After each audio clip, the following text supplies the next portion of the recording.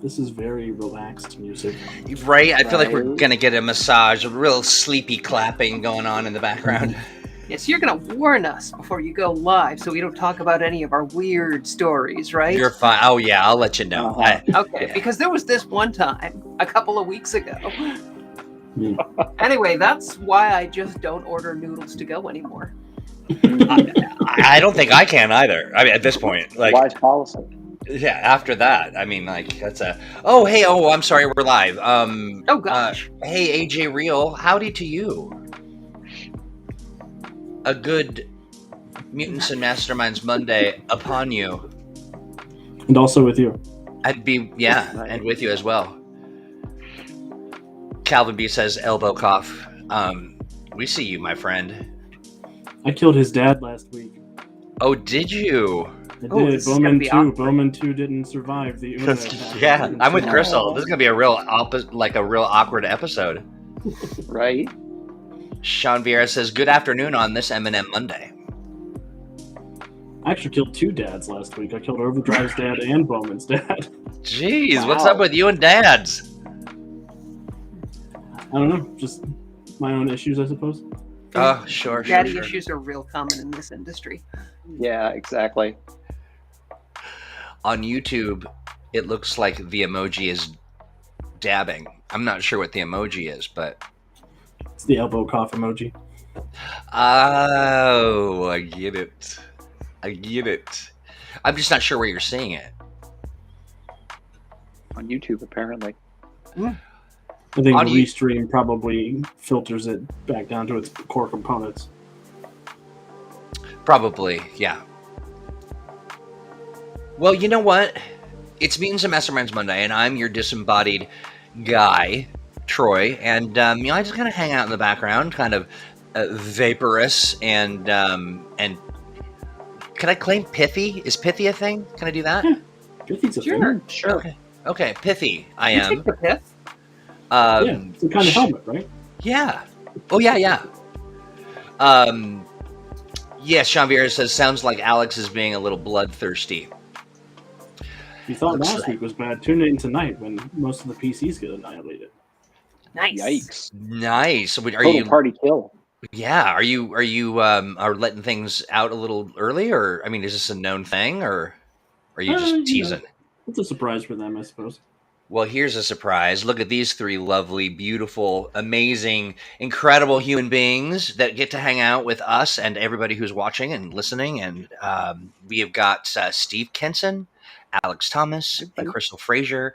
And then today, for an hour, you get their, I'll say, semi-divided attention. Right? I mean, it's not like totally undivided. But yeah, so hey folks, a couple things I want to talk about before we dive into things is, we're doing this thing. It's called Cthulhu Awakens.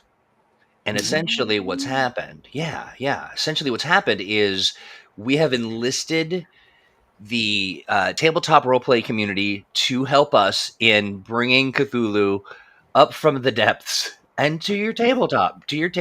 And virtual or otherwise.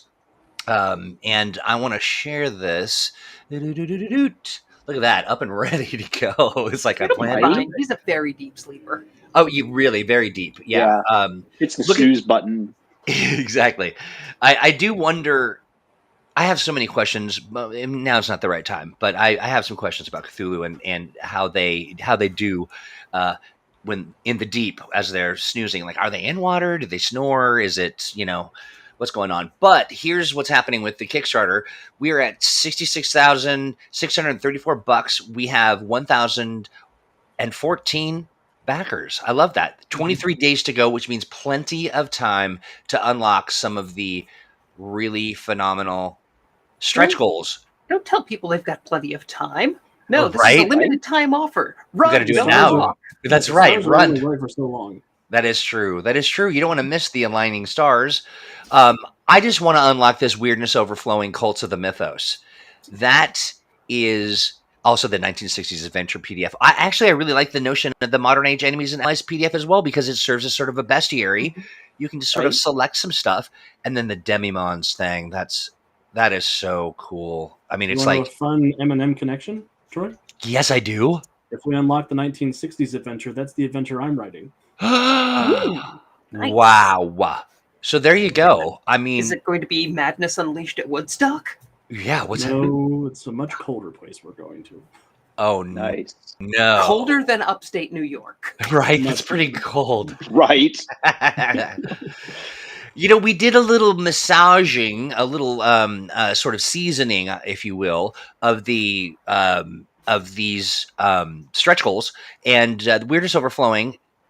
Now with like 20, I don't know what percentage of that we'll say 100% more cults and organizations, and I'm excited about that just because the whole mythos I love, and these warring kind of factions and cults sort of vying for Cthulhu's love, I suppose.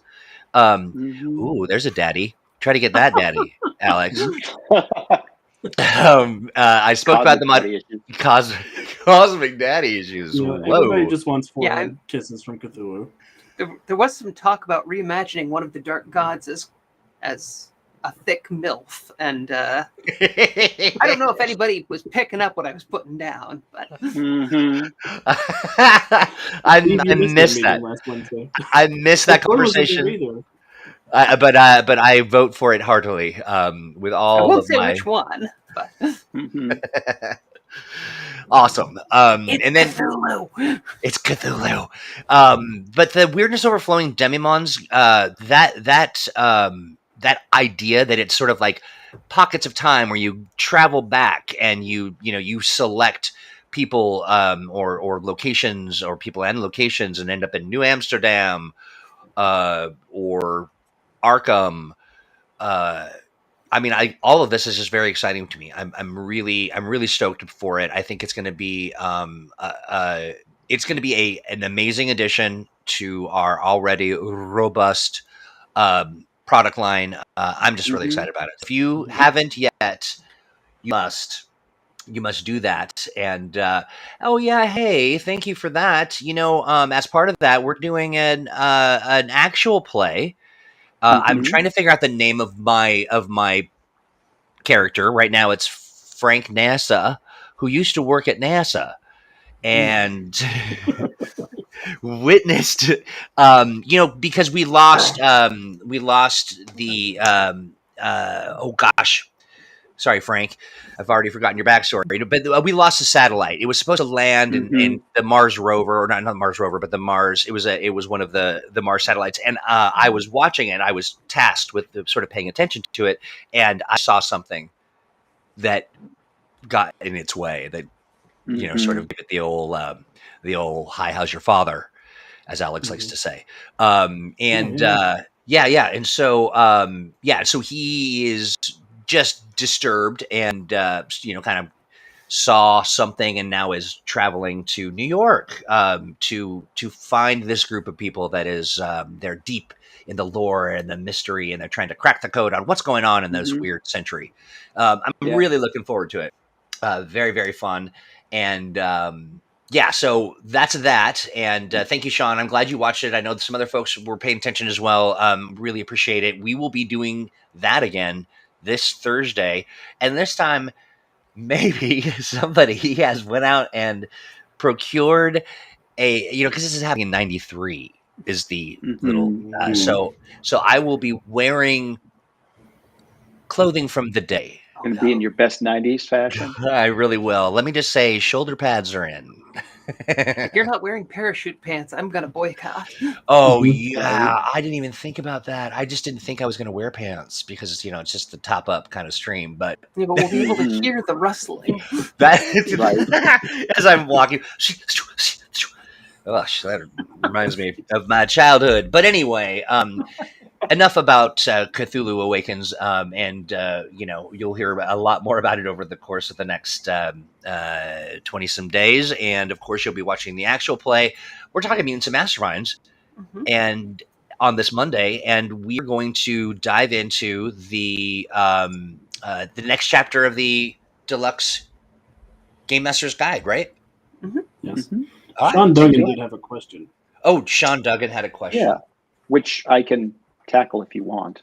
Please do. I've asked Steve this oh, here question we go. before. So, Sean, the real short answer is that I thought it would be really clever if Eldritch's actual name sounded like the word Eldritch, but was spelled differently.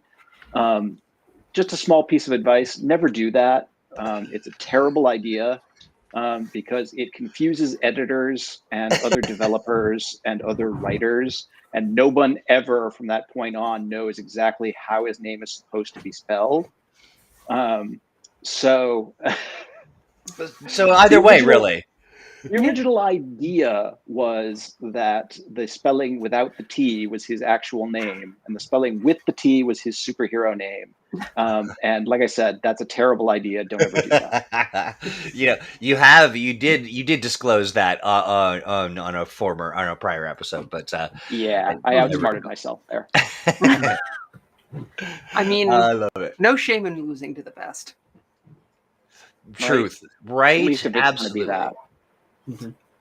Apook says, by the way, hello, superfan. You know that Apook runs a little community, this burgeoning metropolis of superheroes, and we broadcast right into their Discord, just right into the heart of it. They can't even stop us. So that's kind of exciting. Hey, look at this. Charles says, hey, yo, I'm currently running the Nether War Adventure Path, and my group is having a blast with it. Thanks, Charles. It's awesome. Super excited to hear that. Not every game has to be streamed, but if you're streaming, let us know.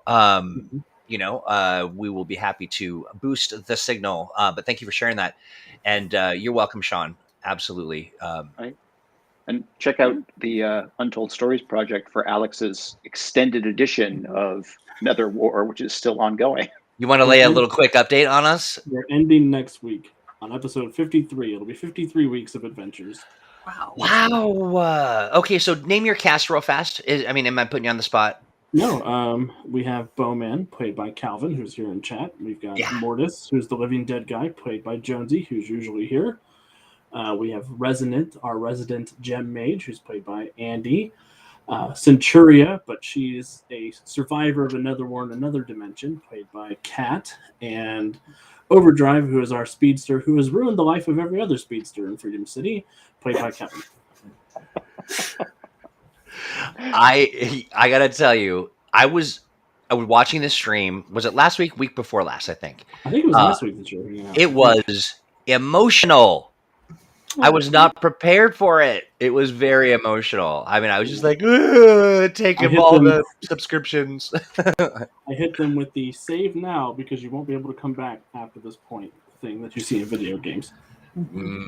Yeah, that was intense. A question from Matthew. I know we want to dive into this, but the simple answer is soon. Yeah. Soon. It is the next book on the layout roster once we finish Danger Zones, which is almost done, but yeah, Danger Zones. You laid out that. Some folks who may have missed it because they're not part of the Patreon, and so they wouldn't have gotten the video feed to see it live and ask questions, and they would have missed it on the when we shared it to the Patreon for an exclusive sort of review for people that that are members. So that's kind of exciting. And the Patreon is patreon.com/mutants and masterminds, and you can sign up for $3, get all kinds of good stuff. You can also go as high as $1 million, and we will actually, all of us, go to your home and every day perform Mutants and Masterminds Monday for you in at the foot of your bed. No, what? No. Don't worry, I'll go. I'm leaving the behind. That's so good. But yeah, at this point, the art is in. I think I'm gonna have to double check if the maps are in, but the text just needs a couple of I's dotted and T's crossed, and then, like I said, it's on the layout roster. It'll probably start layout next week, maybe 2 weeks. Hopefully next week. Fingers crossed.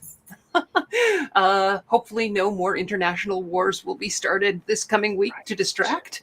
Absolutely. Yeah. It is a bit of a nutty time, but I'm sure glad that we can just take a little time to hang out and just talk some superhero stuff. Just take a little respite from the chaos of the general world at large. And let's see. I do like Charles laughs. I think that sounds like $1 million laugh to me. So Alex, you better. Oh, that is. Listen, the $1 million alarm went off. The $1 million klaxon. I love it. We'll get Charles. We'll get Alex all packed up, ready to go. I'll be there, but in a disembodied form, so I might already be there. You don't even know. I do need to be tucked in, and somebody read a story to me every night, though. So he is quite a bit of work. I have very strict care needs. He's like a 3D printer. You got to clean him out after every use. That's right. He comes. We send him with big Q-tips, though. I love it. Let's see. Do you want to dive into Charles' other question here before we dive into the book? We want to save that until afterwards. Yeah. Well, Alex can talk about that. Am I allowed to talk about that? Sure. We have another adventure path in development as we speak. We're working on a love letter to the Time Traveler's Codex. That will be a few adventures set in a bunch of different time periods. That'll be a whole bunch of fun. Yeah. Currently getting everything in development on my end. I think longtime Mutants and Masterminds fans will be really excited by the appearance of a character we haven't seen since first edition. Oh. Who, if you know your first edition and you know your time travelers, you already know who it is. Right. He's awesome. And a mess, but an awesome mess. And a mess. Yeah. And a mess. Absolutely. And I even know who that is, but I'm not going to say. Right. Alrighty. So let's see. Bodhi says, with $1 million, maybe we can get a Mutants Masterminds Monday Winnebago and take it on the road. Yes. I mean, the four of us just in a Winnebago together, coast to coast. Ooh. Country fairs and rock and gem shows, and we are going to be country roads. Oh, I wouldn't do that, Mountain Mama. Okay, let's see. I mean, for starters, I'm not allowed back in Wyoming. Oh, yeah. Right. Ooh, that's a tough one.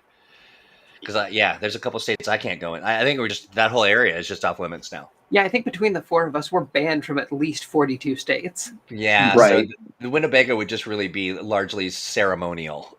Yeah, because we couldn't go anywhere. Technically, I can go back to Nevada. I'm just not allowed in Maricopa County. All right. Well, so M&M Monday's coming to your town, or sort of, depending on where you live and what our restraining orders say. I love it. Okay, so well, now let's dive in. Awesome questions, and thank you, everybody. And of course, feel free to pepper the chat with your ideas or questions, and we'll get to them as soon as we can. As I sort of look for my, there it is. It would be amazing if this software, which I love. I mean, I really do love Restream. It really simplifies some stuff. There was a time when we needed some simplification, but you can't really get things set up and ready to go with multiple shares. But now that we have, woo. What have you done? Really? I've gone wild. What is it? 73? 72? 73? Yeah. Let me get a little So closer. I wanted to ask, Steve, you've been here the longest. Who are these villains on page 72? Let's see. Who are the ones on page 72? Oh. They are this a bunch predates of me. most of those are just characters the artist made up. Well, I have no idea. I definitely did not write the art order for that one. I like Lickery Lizard Hornhead and Monster Right. Devil Man, and that looks like Scabies. Smoky Pincher. Smoky Pincher. Yeah, that's his pincher right there. He's made of smoke. Oh, here's a Windy Jim. Windy. And Grits Mystic Pokey. His superpower is pokiness, like he just pokes you with a stick. And this is Why do we even hear Troy should be in charge? This is Robot Jill. Troy is in charge. Haven't you heard? Hardly. What Troy told us. As if. Yeah, so that's who those characters are. Canonically, that's Windy Jim now. Yep. Clearly. I'm writing Windy Jim down in my notes to make a blog post. Right. Roundtable for Windy Jim. I love it. I don't think we have a Canon air controller. We have Siren, but she's like a weather controller, water controller. Oh, yeah. Right. You just need a Windy Jim to fill out the whole... I love it. Sean Vera says, I use them as Omega Forces. Well, now you know their name. Yeah. Yeah. Him as an air controller, and he's a mansplainer. Oh no! Uses his wind control to make his mansplanation louder. Mansplanation's louder. His mansplanation. I love that. That is so good. Oh yeah, truth. I did see that. Yeah, the guy. Are you talking about It's Smoky Pinchy. Smoky Pinchy. Smoky Pinchy, yeah. Yeah, Smoky Pinchy. It does look like a Scooby-Doo villain for sure. Yep. I love it. Look like the creep. Yeah. All right. Well, so here we go. It's chapter 3, Archetypes. What are we partying with today? And this is basically as close to Mutants and Masterminds gets to having a bestiary or a monster manual. These are generic villains that you can slap your own style and lame on, and just have something ready to go out of the, right out of the bat. Or if you have a villain you've been using for a while and you want to up their power level, you can use one of these generic archetypes here in the Game Master's manual to, juice them up to like the Elemental or the Sorcerer or the Elder Evil or the Jumped Up Nobody. And one of my favorites is having a PL8 jobber type villain who's a total joke for the heroes, but then gets a hold of some alien weapon or mystic MacGuffin or something like that and suddenly becomes a real threat.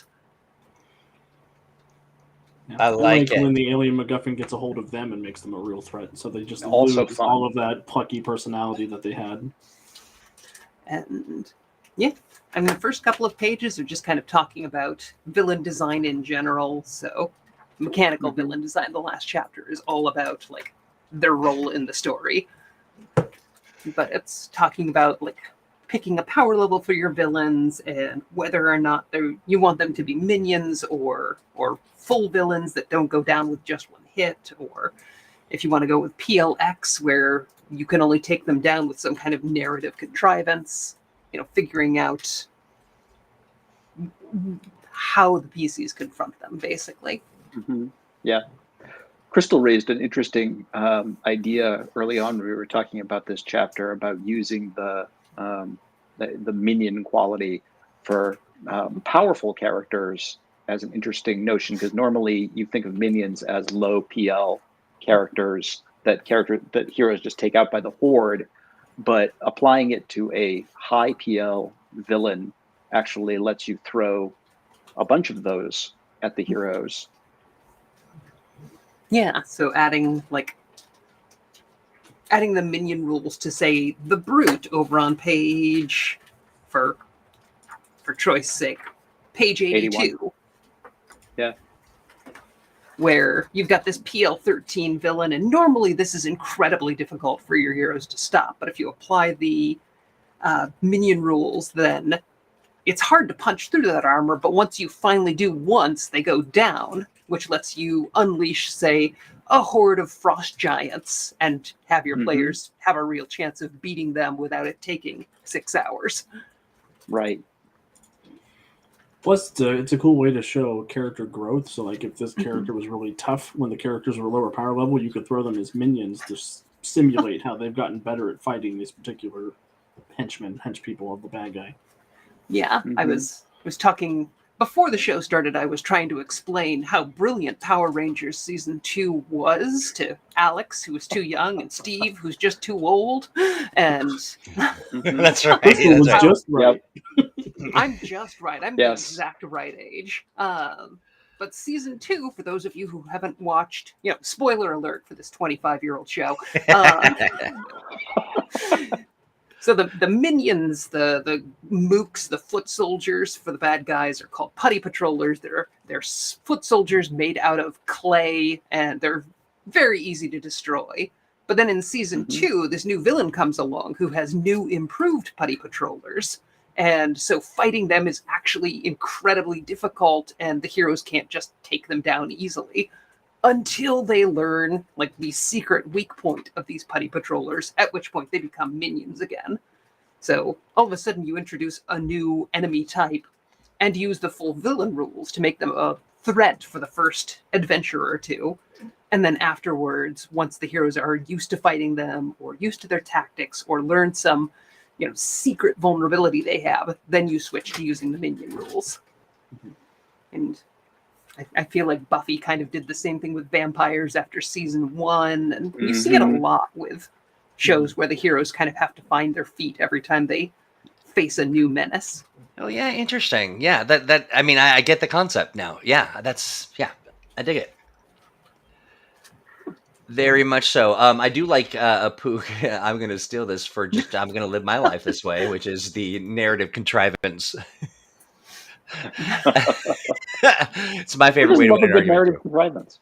Yeah, right. Especially on the internet. I'm the protagonist. You have to. That's right. Right. Let's see. Sean Vieira says, Doomsday was originally a threat to everyone in the DCU, but years later, the JLA faced a bunch of Doomsday clones, which they were able to wipe the floor with. Also, who makes Doomsday clones? Yeah. Right? That is a terrible idea. Absolutely. Darkseid in the DC animated universe most recently. Yeah. And I guess most mad scientists are all about coulda, not shoulda. So That's right. Jeff Goldblum famously said that.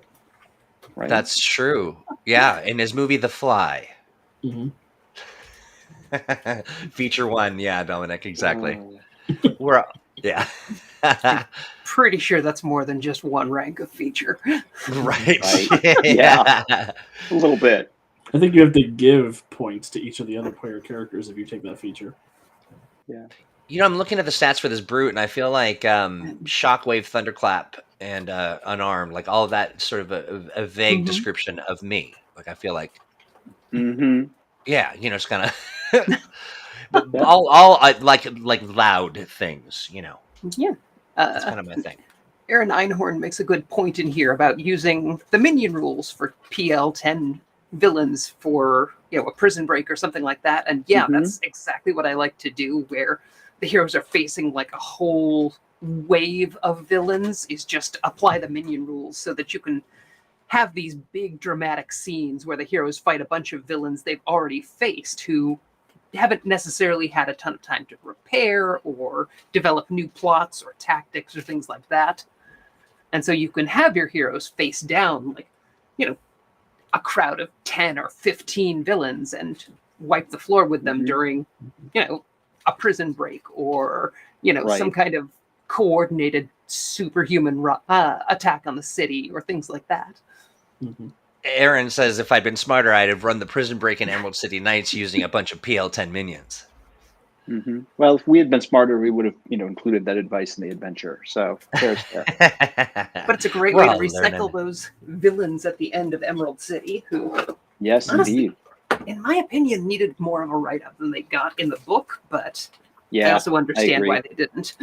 Yeah, it was a fun way to introduce the new player in that game to all the villains that the heroes had pissed off throughout the campaign so far. Yes. Yeah, I'm glad Death Magnetic got a write-up, but man, I would have liked to see more on Octoman or...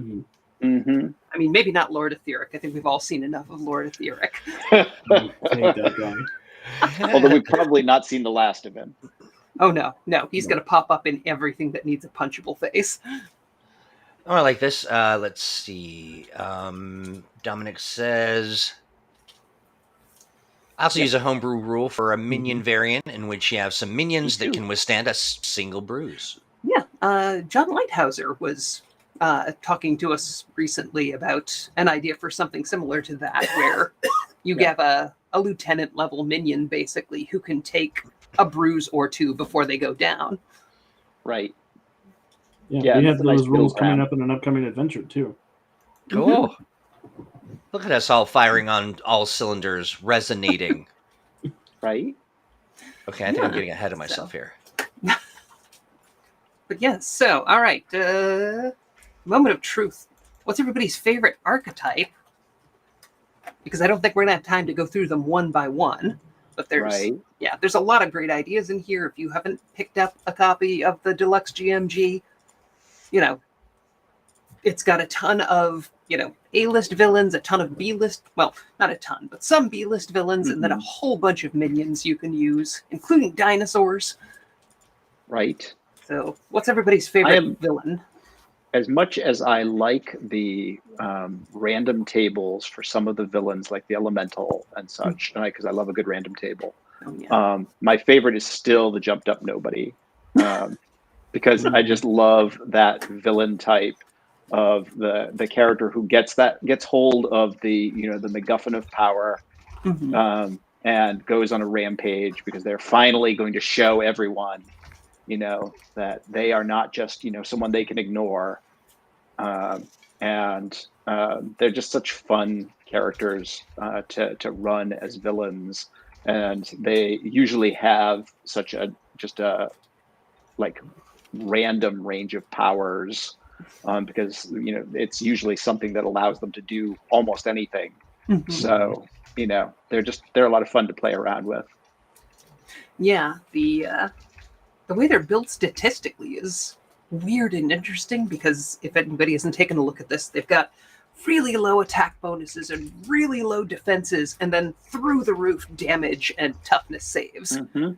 So real easy to hit and very hard to damage, and very hard for them to hit the villain or the heroes, but if they do, something's gonna watch out. Yeah. Exactly. So they're a great villain to use for in situations where the heroes have had a chance to build up a lot of hero points first, because it's a hard villain to take down one-on-one. Yeah, exactly. They're bad guys who are built for team attacks and power attacks. Yeah, I really like when something ironic happens to the Jobber to turn them into the Jumped Up Nobody, like when Killer Moth got turned into a giant crazy moth monster. I love it. Hey, real quick, Chrystal, you mentioned, if folks hadn't picked this up yet, right now we're running a very special sale, and with the all you need to do is put code rhubarb bar. What? You want to copy and paste that? Yeah, you will definitely want to copy and paste that. It's so easy to remember. Well, so the reason why it is a thing is because it's a German sort of riddle or puzzle. It's about Barbara, who was making some rhubarb something, and also brought it to the barbers, and they were at a bar. And so it's sort of a play on the Germans are giving. It's the one little sense of humor that the Germans have. So I'm not even German. I just speak German, but still. Right. But no, we had a great. Somebody was just saying some great stuff about all of Green Run stuff, and so I thought, what, I'm going to give them a little something to say thanks, and so I picked that. So if you have a hard time remembering the rhubarb bar, just head over to the chat. Always pay attention to the chat, even if you're watching on demand, because you want to get some of the great advice, some of the other stuff that's going on here. But what am I missing here? This is like Betty Botter's Bitter Butter. I know what this is. Exactly right. That's exactly it. Yeah. Right. Let's see. Do we want to answer an Emerald City Knights question? Well, I actually just used a bunch of Emerald City Knights villains in my Menace on Mystery Mountain adventure that I ran on live stream, and that is in development now for Astonishing Adventures. So there's a whole bunch of Emerald City Stormers who are finding work out of town. It's seasonal work up in the ski lodge. Right. Exactly. They're driving around an RV.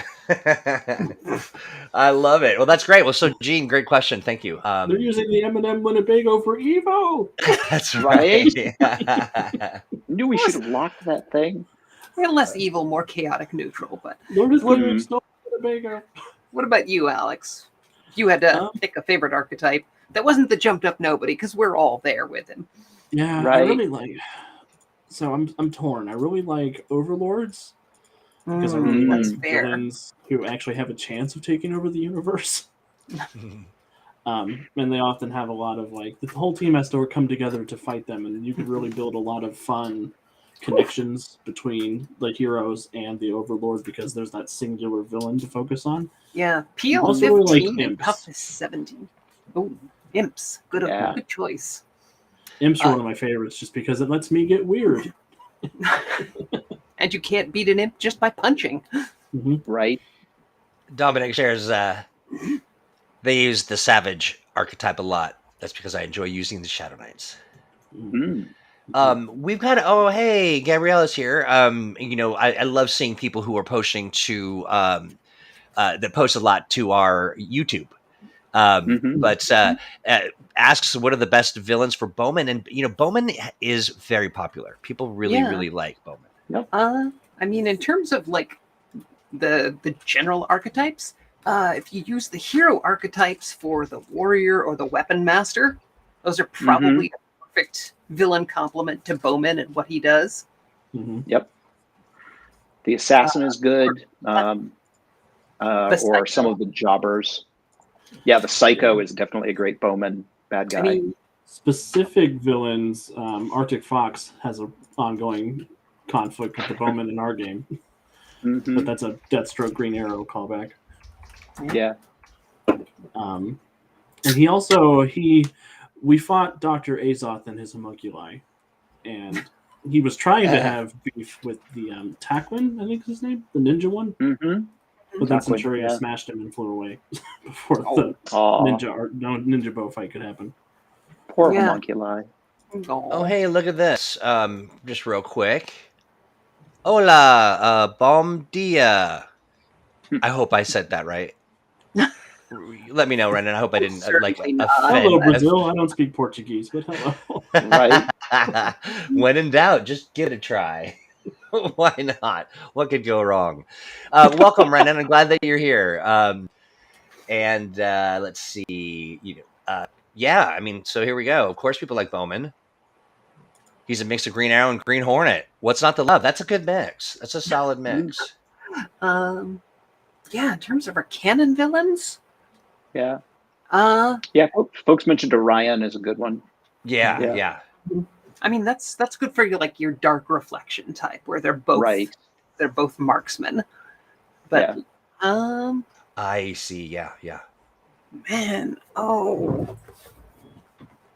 Osprey feels like he'd be a good villain for Bowman. Yeah, Magpie feels like he'd be a good villain. Yep. And I mean, the Labyrinth, obviously, because they're the super complicated organized crime, and Bowman is sort of our street level vigilante archetype. Yeah. Aaron, we speak fluent Taiwanese here, so no worries. But then I feel like he's got to have at least one powered villain who's just kind of a different. Well, there's the Silencer. It's more of a. I'm just saying, if you're shooting arrows and Windy Jim comes around, your arrow's just going to fly right away. Yeah, I think Windy Jim is probably the perfect villain for Bowman. Right. Because he got pumped by a couple of speedsters in our game. Oh. That grabbed him and shot his own bow at him and then left him at Freedom Hall and said, send a real superhero next time. Oh. Wow. Speedsters are so mean. Hardcore. Renan, I'm really relieved because all I did was miss sort of the sun up and the sun down. I didn't offend anybody or anybody. That's great. Anti-wind arrows, yeah, Calvin, sure. On it, but they spin counterclockwise. Right. They have little sails that. Let's see. Good question from Mono Cricket. Oh, that's funny. Okay, I mean, you want to tackle that? It's kind of villainy. Baron Boar. Baron Boar. I mean, in terms of like the pre-existing archetypes, a puppeteer could be an interesting take and give him like actual mind control over boars and pigs. Mm-hmm. And there's always the standby of like the weapon master if you're going for a classic, huntsman type villain where he's, best with a bow or amazing with a boar spear or, something like that. The hybrid, if you want to give him like pig style powers. And, what's a pig style power? Things like being utterly tenacious and sure. Yeah. Raging, big tusks as natural weapons. Brute very feels strong. Right for that. Curlicue tail stab. Probably the ability to ignore an attack or two using like some special effects on the deflection power. Yep. Or some limited immunity. Oh yeah, limited immunity to like half damage from bludgeoning and piercing damage. Sense truffles. Right. That's right. Yeah, it smells delicious in the morning. Let's see here. Is IGT 92 a villain? Yeah. Oh, yes. Yep. He's a robot bounty hunter. Yep. Let's see. The other member of our let's see. There's something. Wild boar are terrifying. Just as somebody who grew up in the South. There's a reason why they use really long spears to hunt them. Yeah, they will tear up anything that goes after them, including armed hunters. Yep. Yeah, boars choose violence every day. They wake up. They do. Yep. And Absolutely. what we have in the South are just basically feral hogs. They're not as dangerous as actual boars. That's true. Baron Boar can also have 30 to 50 feral hogs. Oh yeah. 30 to 50 of them, yeah. Right? I don't want to fight that many feral hogs. Villain. What was power that? armor villain in boar, in terrestrial focused power armor that gives you some speed, but focuses heavily on like burrowing and close combat. Yep. Claude cracks me up. This is a little throwback to to an actual play. Flareos. Yep. Yeah, the Scaros. I love that. That's good stuff. Hear me out. We'll make Baron Boar a sorcerer, and his trick is he turns people into boars, Cersei style. Oh, yeah. Because I could be puppeteer also with the spell thrown in. Right. Threat report. We have a hunter archetype, and I'm blanking on his name. Huntsmaster, who specifically has hunting focused power armor and robot hunting animals. You could just steal this archetype as it is. He's got a theme song. Raymond, you should prepare that, record it, and then send it to us so that we can play it. Hunt, hunt, hunt. He's the huntsman. PL-13. He could. He's tough. A bunch of robot boars. Yeah, he could very easily clean the battlefield. Ooh, and I like that. I think you've got a flame for Winded Jim. I like it. What about Baron Boar the vampire? Oh, it's a different barony altogether, but yeah. I feel like he's more of a lycanthrope. But right, werepig. Ooh, werepig. I like it. Now, does our hybrid villain archetype do we have like a boar option? I don't think we do. No, I looked and we don't. The bear kind of close. Yeah, bear's kind of close. John Polajek throws Esquire in, who abducts heroes to hunt on a private island. The most Oh, yeah. dangerous game. Yes. But Yeah. This is side strike. Yeah, well, Raymond, I still expect you to record something for us so we can play it. Oh, this is interesting. Pig powers, no. duplication. Oh, that would be a terrible power to give a pig-themed villain. Well, Maybe we should just let them rob the bank. Maybe we should just leave this one alone. I hope, yeah, exactly. Yeah. That money's insured. I'm out of here, man. Right? I mean, come on. Right. FDIC Suddenly insured. it's 30 to 50 feral Baron boars. Right. Well, Mono Cricket, I do hope that gave you some insight. We kind of went all over the place, but some mix of such as our vampiric, lycanthrope, power armored or duplicative, morning bacon smell kind of. Oh yeah, that is. I imagine not the least bit helpful. I'm sorry. I think medieval powered armor boar is a cool idea, like a steam powered battle suit. Yeah, or magic armor. Yeah, right. Especially if you want to go with the old medieval theme. Yeah, I don't know if anybody but me remembers King Arthur and the Knights of Justice from the 90s. Yes. Same idea where they have magic armor that makes them much cooler. Right. Isn't that just the Power Rangers again? The Power Rangers were big in the 90s, Alex. You gotta understand, it was a different time. I was alive. We were tying onions to our belts, 5 Bs to a quarter. Yeah. Yeah. That's a lot of work. Really big shoulder pads. It was the style at the time. Yeah, Mono Cricket. I just want to. I just wanted to say, your appreciation, your thanks is all we need. It gives us everything that we need. That's our currency. You're so polite, Richard. I swear. I love it. A lot of good springboards. So many springboards. So many. That's I mean, at this point, you could have the Boar Brigade.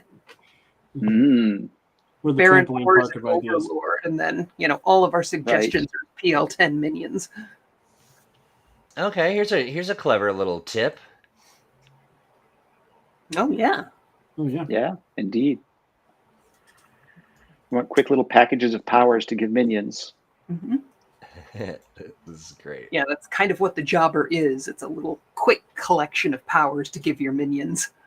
Right. Also a very generic PL8 villain stat block. You get your power is for this minion is going to be whispering walk because you're wearing your parachute pants. So we didn't get to hear Crystal's favorite. Archetype. I feel like I can't pick one of the ones that I put into the book. That feels like cheating. You can. Yeah, we all know it's the jobber. The composite, definitely. That's your villain that's made up of tinier pieces. So like Sandman, Hydro Man, the Collective from Freedom City.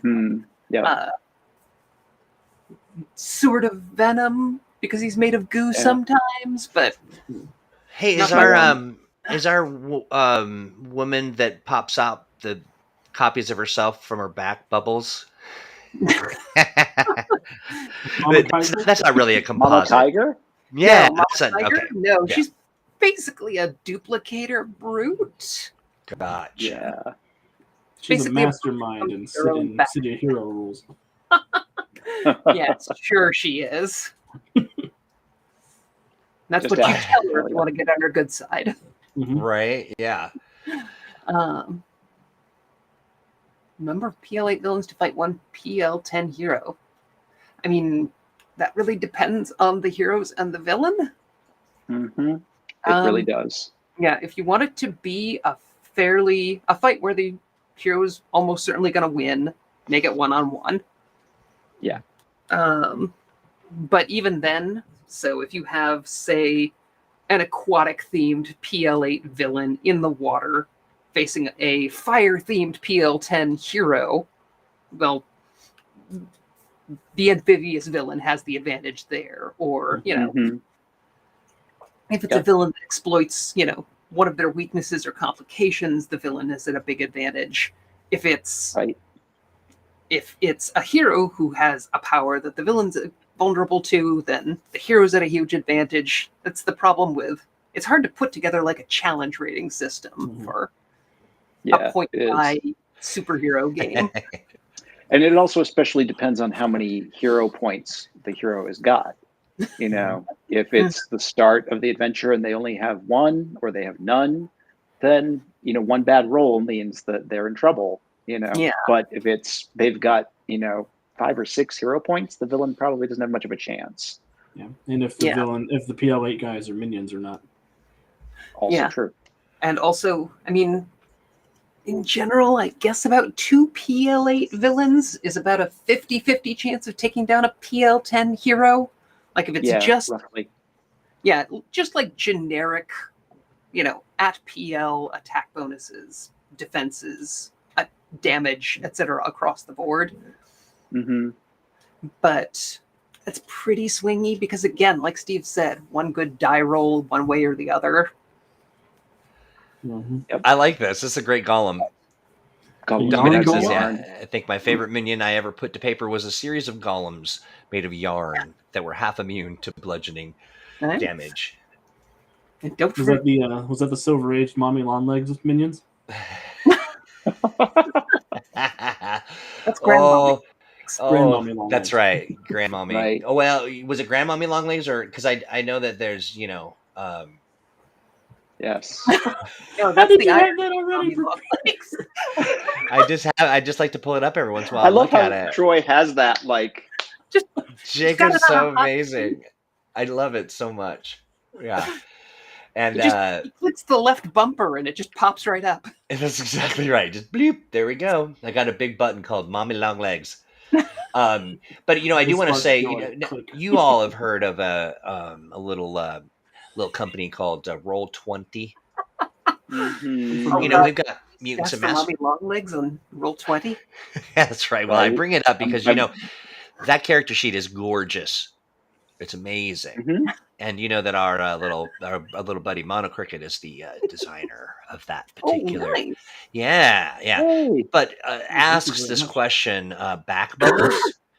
Is it really more like back blisters? Like what would you call that? They're cysts. They're cysts. Right. They're cysts. Mono Cricket. They're cysts. She grows her little sisters. Oh God! The Twisted Sisters. Right. I love it. I love it. I know. I'm sorry, everyone. Yeah, we gotta find. I gotta pull Graham up. Graham Longlegs is in here somewhere. Yeah. Oh, so you have a favorite because I see which one was just immediately available. Well, you know, here's actually why. Just to be fair, I am putting together a compendium of all of the wonderful art that we get from Stan and Jacob. I mean, we just get it, and dating all the way back to when we first started doing this, back to the chat. Remember when they were all villains or a villain or just one, you know, an amalgamation. But I'm putting them together for a special kind of presentation. Oh, we should pick archetypes for our villain art that we got. Ooh, right? Why not? I don't remember the villain art I got. I mean, I remember. Wow, my friend, that's a way back. That's a deep cut. Remember that was from a dev chat that we had. Yeah. And we brought it up, I think, on a stream, and then I released it. Go ahead and use the T-Rex stat block for that one. Right. That makes sense. Fair. Yeah. That's PL11.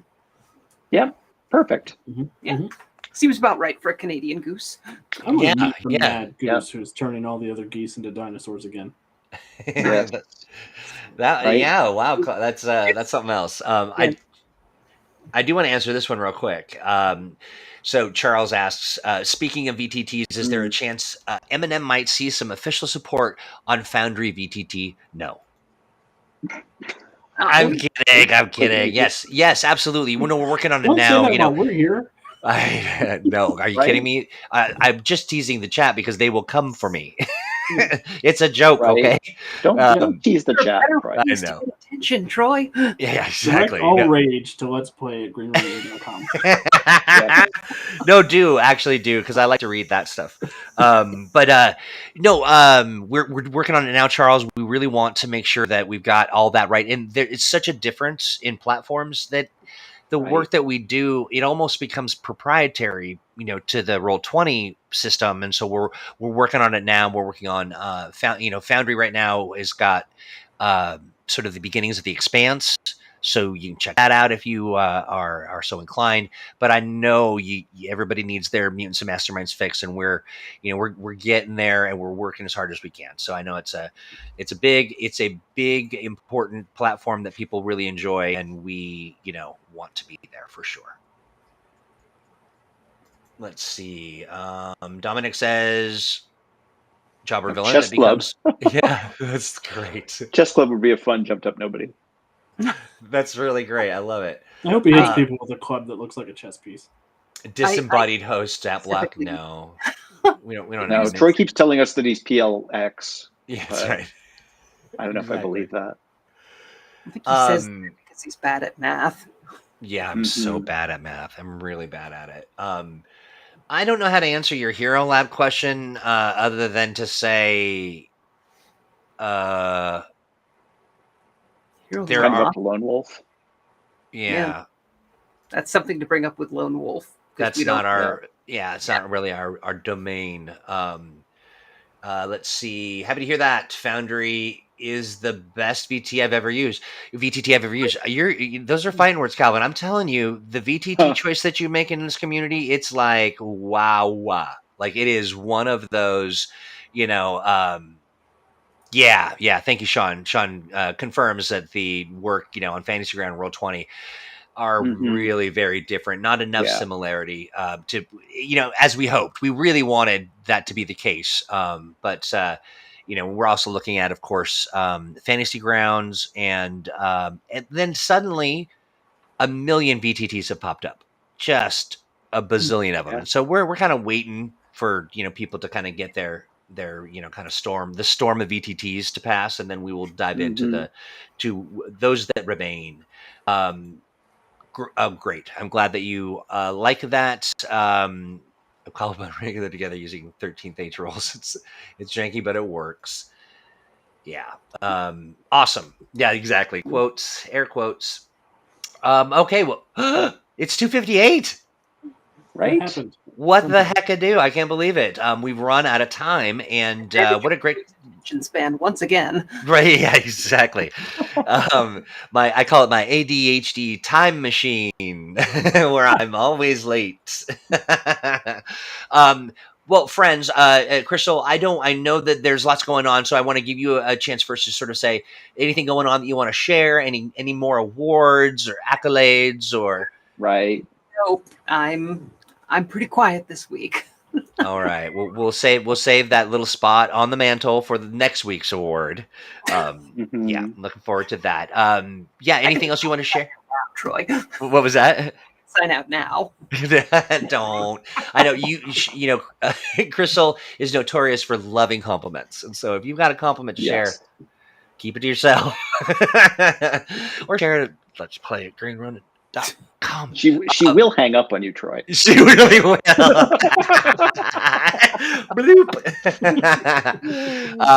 Awesome. Well, that's good. And also kind of a mellow week is all right. Just kind of given the state of things right now, just having an exchange of peace. And not having to contend with your amazingness is probably a nice respite. It was kind of an insult, but she just hanged up on Troy. Right, me, my disembodiedness. Steve, how about you? What do you got cooking? Anything special? Anything great? Anything even just okay? Like I mentioned, I just finished up the draft of Menace on Mystery Mountain for Astonishing Adventures. I just finished up a draft of a Cthulhu Awakens adventure, Ooh. which should be creepy and fun. Nice. And involves brains. More than that, I can't say. Okay. Okay. Oh, I know. Yeah, I got to be careful not to make any jokes because I don't want to give it away. And now I'm working on a top secret project that we can't talk about yet. I'm so excited.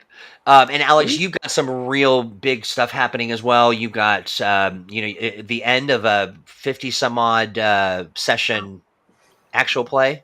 Yeah. Right. Episode 52 will be tonight, titled Freeing Lady 7. So we'll see how that goes for our plucky heroes. Next week will be the finale for that. After that, we'll be doing a Starhaven stream that I'm really excited about. So if you're interested about learning a little bit more about Starhaven, come hang out with us at the end of March. Also, I'm working on the time travel trilogy we talked about today. Working on the All in the Family adventure that I did on actual play a couple months ago. And then our actual play adventure for March 12th, which is coming up quick. That's right. That's for the Patreon. So remember to go over to patreon.com/mutants and masterminds and check out what we got cooking. Those actual plays are a blast. So much fun to be around. You're gonna want to play this one. It's high PL and there's Omega and Tarvon the Undying. Yeah, and over the top. Help us, Alex. Give us, let people know where they can find you. On stream. Twitch, we're at twitch.tv/Untold Stories Project, and on YouTube, we're the Untold Stories Project. Nice. And then follow us on Twitter as well. We will direct you to the stream, but it's a lot of fun. They're a great group. It's really a lot of fun to watch. Yeah. I will be in an actual play this coming Thursday at 8 p.m. Central. I say kind of with a question mark, because I don't know about time or weights or measures. But we will share. We'll share more information. I will be Frank NASA. No, I got to think of a better name. I hope it's NASA. I hope the last name's NASA. I even have a wig. I love how we've gathered the three different kinds of queers here. That's right. Can't do math, can't cook. Together, I got you. Okay, be Lil NASA X. Your powers combined. Oh, that's so good. Lil NASA X. Alex, I like you're the that. exact opposite of helpful. Alex, you know me. Hey, everybody, thank you so much for hanging out with us for this hour of fun and frivolity and some real crunchy stuff. It's 3:03. We got to get out of here because we got a whole day's worth of work we got to complete. Thank you to Steve, to Alex, Chrystal. Always an absolute joy. Everybody tune in this coming Thursday. It's Thursday Age with ONKC Stevens, and we decided we're going to maybe dig into some, unless there's some amazing, and certainly there'll be news of Cthulhu Awakens, but we wanted to get back into that fantasy age and move through that deep dive as well. Thanks again, everybody. Now listen, you got an idea, you got a complaint, you got a compliment, you got anything that's on your mind, you want some dating advice, we're the ones to reach out to. Do not do that. I got shot at by a lady's dad once. You don't want any dating advice from me. Here's what I say. Let's play at greenronin.com, and we will endeavor to answer your questions and not accidentally forget that you wrote in. So that will be something we will try. And as Apu said, good night, super fam. Have a great rest of your week. Goodbye.